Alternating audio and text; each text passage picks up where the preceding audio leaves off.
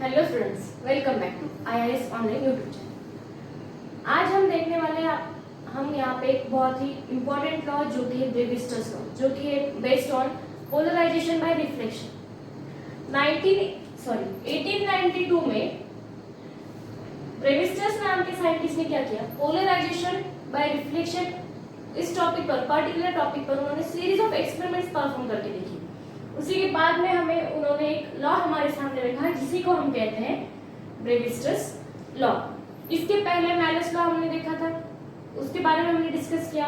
Polarisation देखा था, malleus law भी हमने देखा था, जो भी था पोलराइजेशन बाय रिफ्लेक्शन प्रोसेस। ठीक है, तो आज हम स्टार्ट करने वाले हैं हमारा ब्रेविस्टर्स लॉ। अब हमें सबसे पहले ब्रेविस्टर्स लॉ का स्टेटमेंट देखने से पहले हम थोड़ा समझ लेते हैं कि ब्रेविस्टर्स लॉ कहता क्या है। उसी के बाद में हम उसका स्टेटमेंट एंड प्रूफ देखेंगे। ये हमारी है ऑर्डिनरी लाइट, जो कि है अनपोलराइज्ड लाइट। कैसी अनपोलराइज्ड लाइट है? एंड ये कोई भी है आपका ट्रांसपेरेंट मटेरियल में।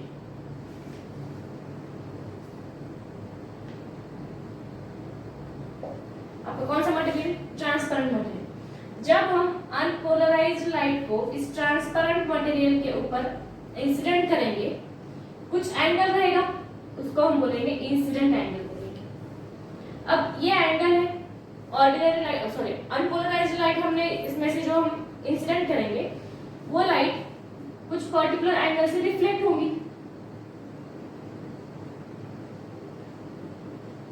वही लाइट पूरी की पूरी लाइट रिफ्लेक्ट तो नहीं होती, उसमें से कुछ लाइट रिफ्रैक्ट होगी।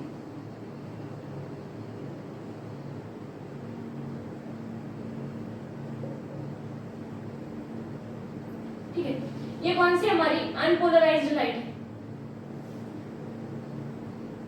हमने इंसिडेंट किया किस पे? एक ट्रांसपेरेंट मटेरियल पे। तब हमें क्या होगा, एक रिफ्लेक्टेड लाइट मिलेगी।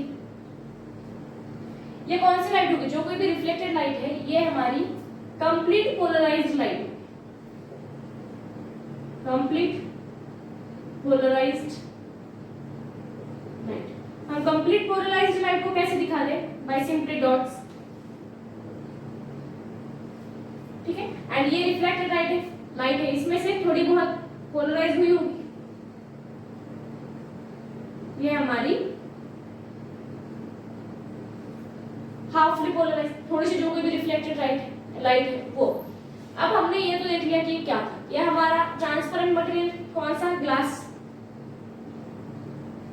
ये हमने फिगर से मदद से पहले जान लिया कि अनपोलराइज्ड लाइट रिफ्लेक्ट कैसी होगी, रिफ्रैक्ट कैसी होगी। ये तो फेनोमेना हो गया। अब हमें देखना है इसका स्टेटमेंट क्या है, ब्रेविस्टर्स लॉ, एंड उसी के बाद में हम प्रूफ भी देखेंगे स्टेटमेंट की हेल्प से।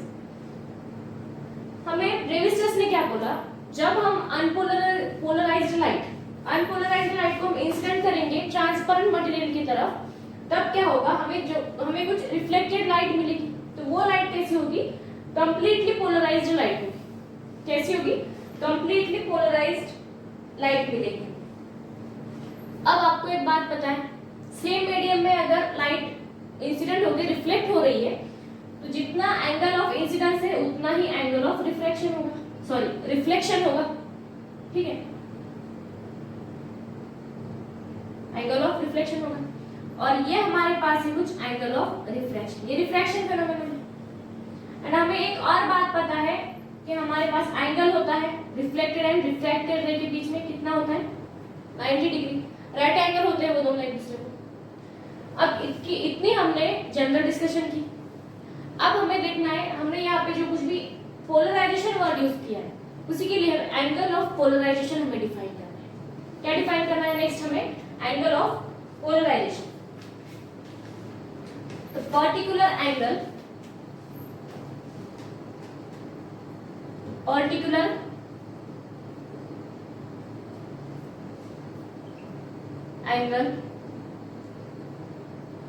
of incidence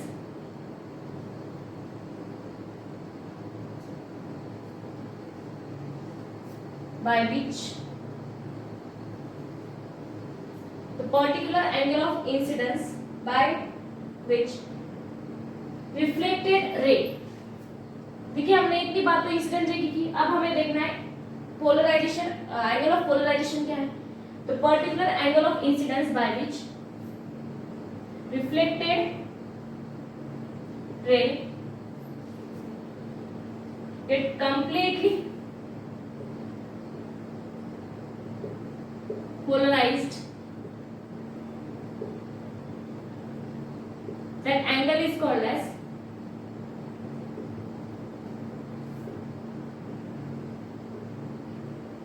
angle of polarization.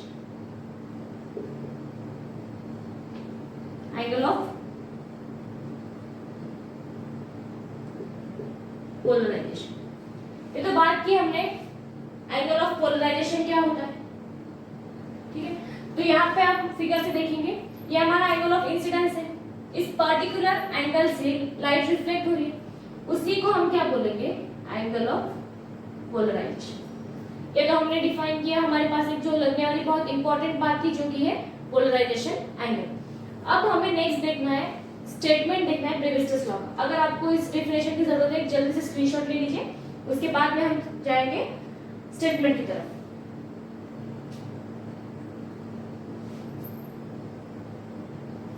देखते हैं स्टेटमेंट क्या है।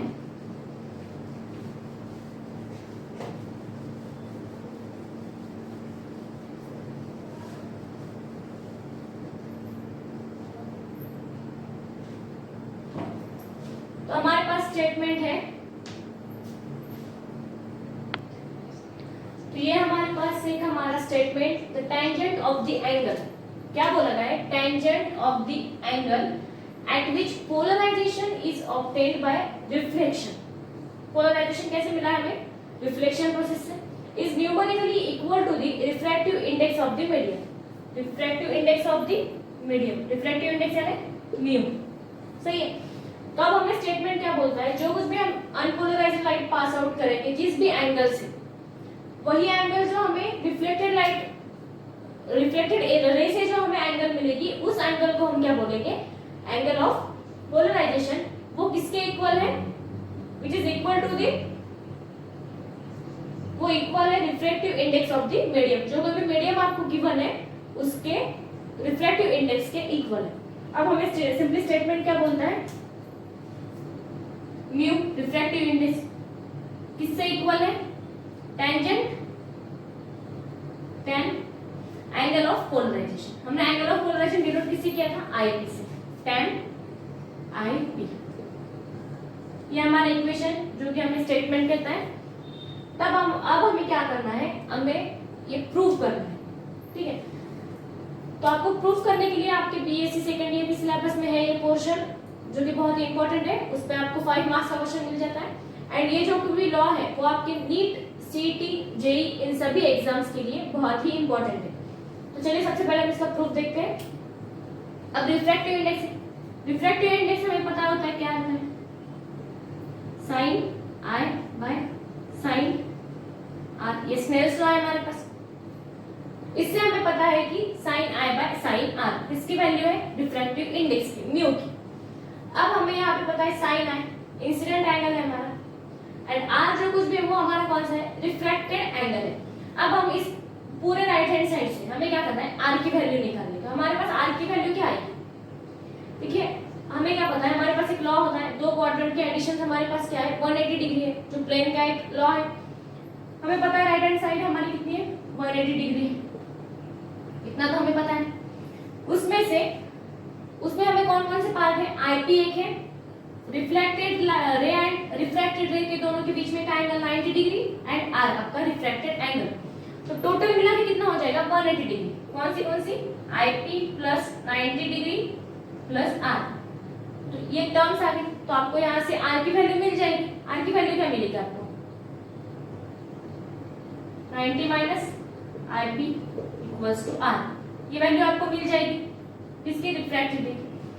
तो हमें क्या करना है, ये वैल्यू हमें पुट अप करनी है इस इक्वेशन में। तो हमें क्या मिल जाएगा, sine i by sine 90 degree minus I.